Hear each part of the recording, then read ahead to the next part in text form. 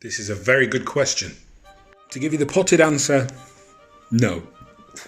Things won't be the same under GBR, at least in terms of it returning to some kind of BR-style monopoly. That's not going to happen. If you want to look at the reasons why, then you need to stop and look at the way that the industry was structured at privatisation.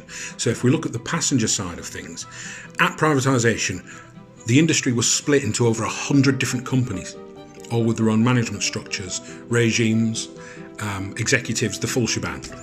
There were 26 different train operating companies. Now that number's come down slightly, but it's still a massive maze of different standards, different rules, different contracts, different responsibilities, different liabilities. It's, to be honest with you, it's like crazy paving, and it's been done deliberately to try and promote the mantra that competition solves any problem, and also to weaken the hand of the trade unions, which, as we know, in the railway didn't actually work that well.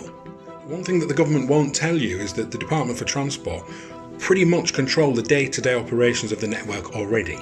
They control the routes, they control the frequency of services, they control the specifications of the trains, they control the choice of who runs which station, they control the specification of which facilities are offered at particular stations. They control all manner of things that actually affect the day-to-day running of the railway. Further to that, they control the specification of any new trains that are built for any of the operators. So if an operator goes to the Department for Transport and tells them they need new trains, they can only get those new trains if the Department for Transport actually authorise it.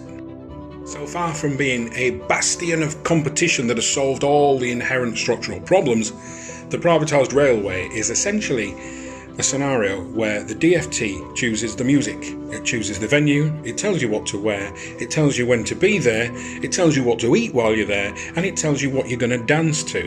And then it turns around and tells anyone looking on that you're the one that's making all the difficult decisions. As regards freight, well, that was privatised between 94 and 97.